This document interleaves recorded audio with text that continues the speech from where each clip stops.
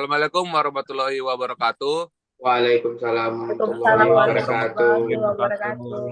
Kami dari kelompok 3 akan mempresentasikan hasil diskusi kami yang berjudul Fun and Stack.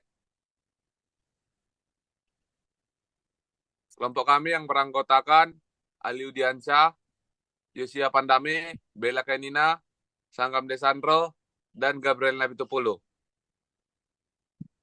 Adapun topik-topik pembahasan yang kami bawa yaitu yang pertama pendahuluan, pengertian, fungsi dan klasifikasi, dan pembahasan.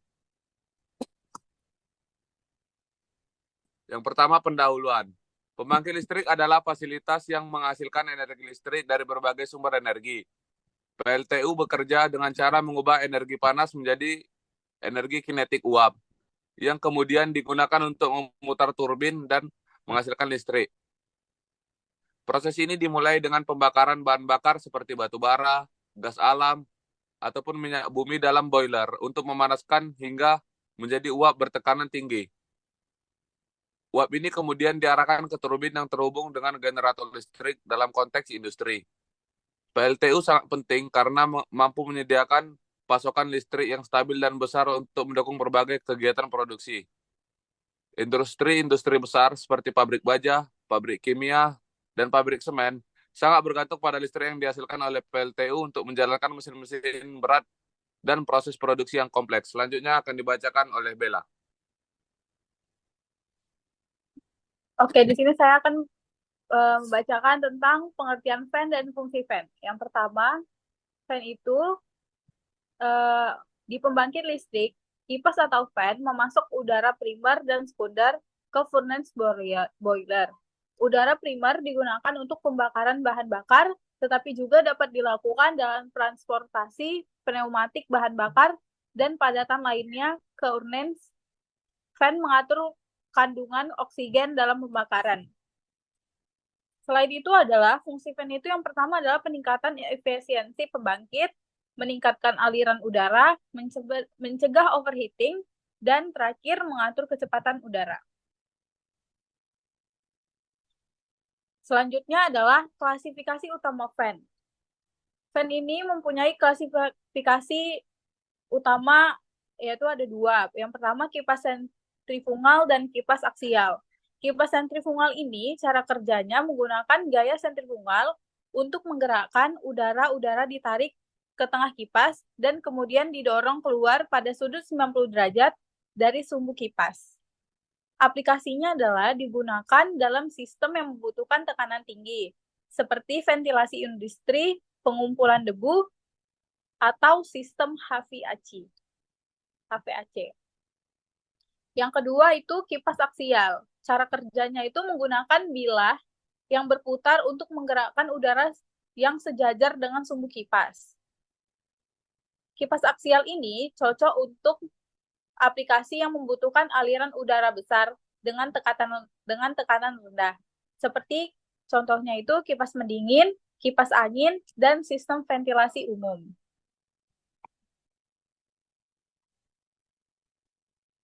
Macam-macam dari kipas sentrifugal. Yang pertama itu forward curve blade. Desain dari forward curve blade ini mempunyai bilah yang melengkung ke arah rotasi kipas. Forward curve blade ini cocok untuk aliran udara besar dengan tekanan rendah hingga sedang. Sering digunakan dalam sistem HVAC. Yang kedua itu backward curve blade.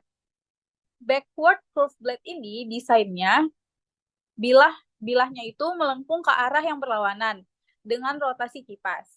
Cara aplikasikannya ini cocok untuk tekanan tinggi.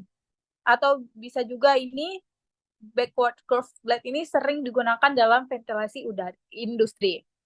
Yang ketiga, strict radial blade. Strict radial blade ini desainnya bilahnya itu mempunyai bilah yang lurus. Contohnya itu untuk menggerakkan udara secara radial. Aplikasikannya ini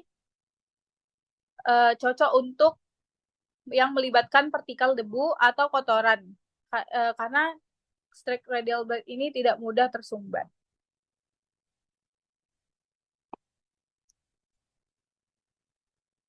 Selanjutnya macam-macam aksial. Ada 3. Yang pertama tube axial fan, fan axial fan, dan propeller. Tube axial fan ini mempunyai desain kipas ini mempunyai desain yang terbungkus dalam selubung silindris.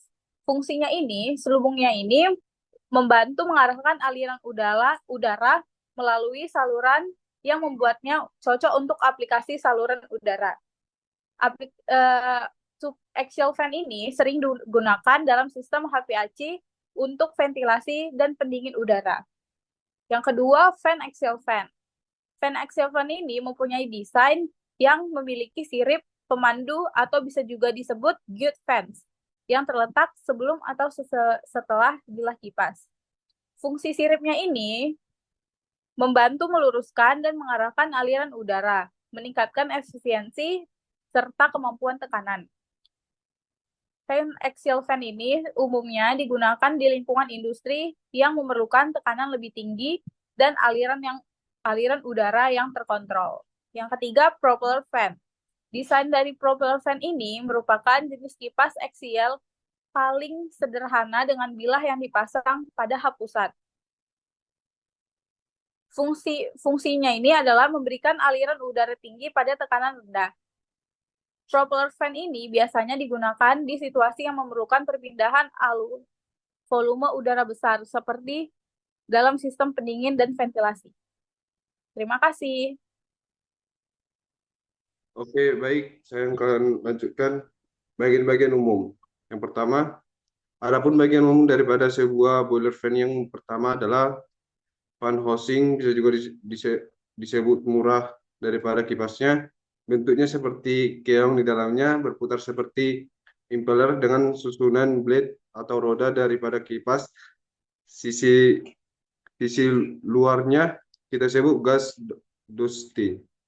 Sisi dalamnya kita sebut suction duct. Jadi air udara akan masuk lalu dikompres oleh fan well, lalu dicerahkan oleh gas ducting di mana udara telah memiliki tekanan. Komponen-komponen fan. Yang pertama, impeller. Bagian yang berputar dan berfungsi untuk memberikan energi kinetik pada fluida atau udara. Kedua, housing. Casing atau rumah kipas yang melindungi bagian dalam fan dan mengarahkan aliran udara. Yang ketiga, motor penggerak. Motor listrik yang memberikan tenaga untuk memutar impeller. Ketiga, bilah-bilah. Bagian impeller yang berfungsi untuk menangkap udara dan memberikan tekanan. Yang keempat, bearing atau bantalan adalah elemen mesin yang poros yang mempunyai beban, sehingga putaran atau gerakan bolak-baliknya dapat berlangsung secara halus. Yang kelima, inlet atau outlet, bagian masuk dan keluarnya udara. 6, batang yang menghubungkan impeller dengan motor penggerak. Jenis-jenis fan. Yang pertama, forced draft fan atau VD fan, yang fungsinya untuk memasuk udara yang diperlukan untuk membakar bahan bakar di dalam boiler. Lokasi terletak di bagian saluran masuk udara boiler yang digerakkan oleh motor listrik. Yang kedua, induced draft fan atau ID fan. Fungsinya mengeluarkan gas pembakaran dari boiler dengan menciptakan tekanan negatif, cukup menarik gas keluar dari furnace. Lokasi biasanya terletak di hilir sistem penghilang partikel. Yang ketiga, primary air fan atau disebut PFN. Fungsinya menyediakan udara bertekanan yang dibutuhkan untuk mengeringkan atau mengangkut bahan bakar. Lokasinya biasanya ditempatkan sebelum atau sesudah peralatan penggilingan. Pentingnya sistem draft. Sistem draft pada pembangkit listrik tenaga uap atau PLTU sangat penting untuk mengatur aliran udara dan gas buang dalam proses pembakaran di boiler. Sistem draft ini bekerja bersama untuk memastikan bahwa pembakaran dalam boiler berjalan dengan efisien dan aman. VD fan dan PA fan memastikan suplai udara yang cukup untuk pembakaran, sementara ID fan mengeluarkan gas buang dan menjaga tekanan negatif di dalam boiler yang penting untuk keselamatan dan efisiensi operasi.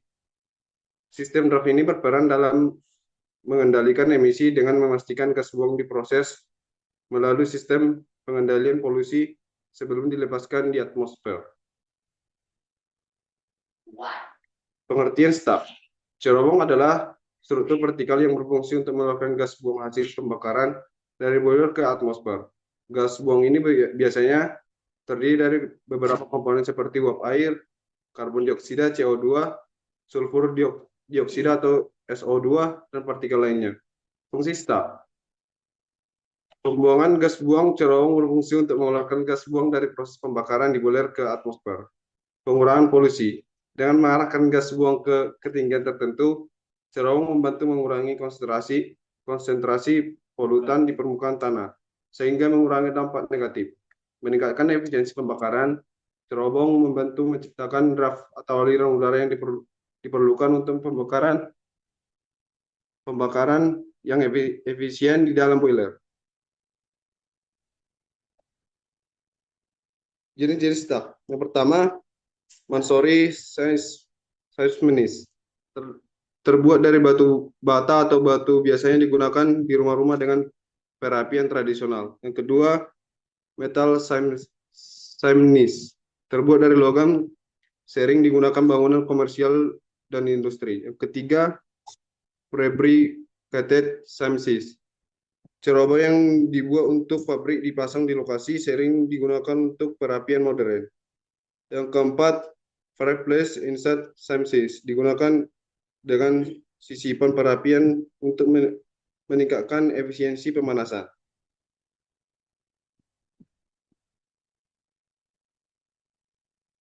Oke, selanjutnya desain dan struktur.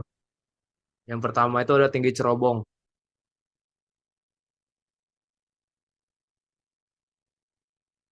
Tinggi cerobong sangat penting untuk memastikan bahwa gas buang tersebar dengan baik oleh angin dan tidak mengganggu lingkungan sekitar. Cerobong PLTU memiliki tinggi sekitar 200 sampai 275 meter. Yang kedua, diameter cerobong. Diameter cerobong mempengaruhi kecepatan alir gas buang. Diameter yang tepat memastikan aliran gas buang yang efisien dan mengurangi kehilangan tekanan. Diameter 1,8 meter dapat mengakomodasi batu bara sekitar 280 ton per hari. Yang ketiga, material.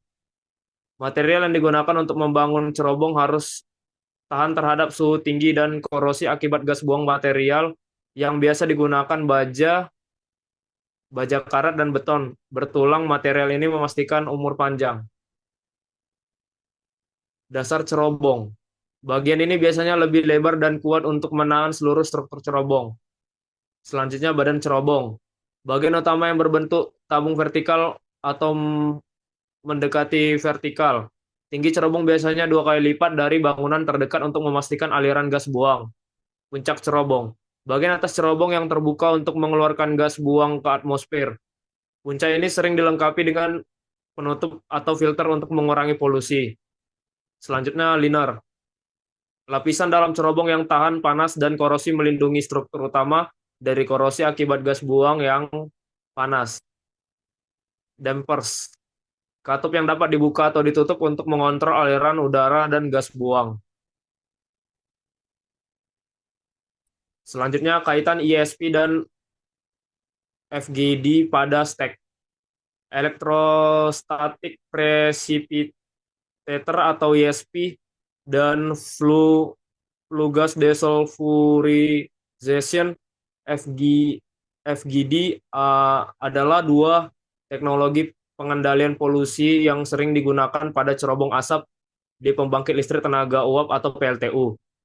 Keduanya memiliki peran penting dalam mengurangi emisi polutan dari gas buang sebelum dilepaskan ke atmosfer. ESP digunakan untuk menangkap partikel debu dan abu yang terbawa dalam gas buang. Alat ini bekerja dengan cara mengionisasi partikel-partikel tersebut. Sedangkan EFGD digunakan untuk mengurangi emisi sulfur oksida atau SOx dari gas buang.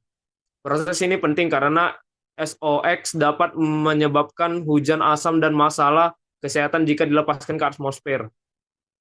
VGD bekerja dengan cara menyerap SOx menggunakan saluran basa seperti kapur atau natrium hidroksida yang kemudian bereaksi membentuk senyawa yang tidak berbahaya. Yang selanjutnya keuntungan penggunaan fan dan stek. Yang pertama, pengeluaran gas buang. Fungsi utama fan dan stek adalah untuk mengeluarkan gas buang dari proses pembakaran di boiler. Gas buang ini mengandung berbagai partikel dan gas berbahaya, sehingga perlu dibuang dengan aman ke atmosfer. Menjaga tekanan dalam sistem. Fan menjaga tekanan negatif dalam sistem pembakaran. Tekanan negatif ini penting untuk memastikan aliran udara yang optimal ke dalam furnace atau ruang bakar dan mencegah kebocoran gas. Yang ketiga, meningkatkan efisiensi. Dengan mengatur aliran udara dan gas buang, fan dan stek dapat membantu meningkatkan efisiensi pembakaran. Pembakaran yang lebih efisiensi berarti lebih sedikit bahan bakar yang dibutuhkan untuk menghasilkan listrik. Yang selanjutnya, mencegah korosi. Dengan mengeluarkan gas buang secara efektif, fan dan stek membantu mencegah korosi pada peralatan di PLTU. Kekurangan pengguna fan dan stek. Emisi gas buang. Meskipun fan dan stek berfungsi untuk mengeluarkan gas buang ini tetap mengandung polutan yang dapat mencemari udara. Oleh karena itu, PLTU perlu dilengkapi dengan peralatan pengendali polusi udara untuk mengurangi emisi gas buang. Yang pertama, konsumsi energi. Fan membutuhkan energi listrik untuk beroperasi. Konsumsi energi ini dapat menjadi bagian yang signifikan dari total konsumsi energi PLTU. Yang selanjutnya, kerusakan dan pemeliharaan. Fan dan stek adalah peralatan mekanis yang rentan terhadap kerusakan. Kerusakan pada fan dan stek dapat mengganggu operasi PLTU dan membutuhkan biaya perbaikan yang tinggi. Selanjutnya, kebisingan. Operasi fan dapat menghasilkan kebisingan yang cukup tinggi. Oleh karena itu, perlu dilakukan perencanaan yang baik untuk mengurangi dampak kebisingan terhadap lingkungan sekitar. Selanjutnya, oleh Daeng. Oke, di sini ada prinsip kerja fan and stack. Fan, prinsip kerja kipas boiler pada pembangkit listrik tenaga uap atau PLTU melibatkan dua jenis kipas utama yang bekerja bersama, cold front draft fan dan indicate draft, seperti yang sudah dijelaskan sebelumnya. Terus ada stack.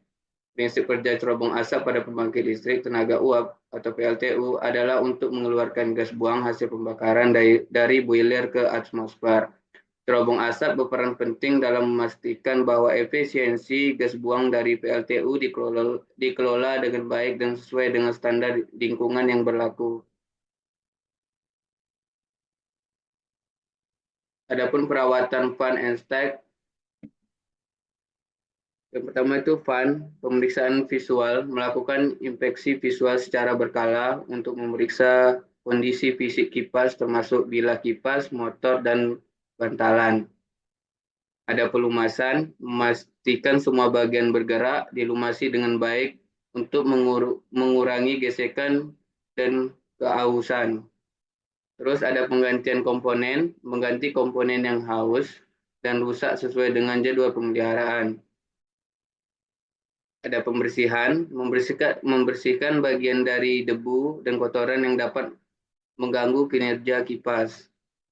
Terus ada stack, pemeriksaan struktural, melakukan pengecekan rutin untuk memeriksa integritas struktural cerobong.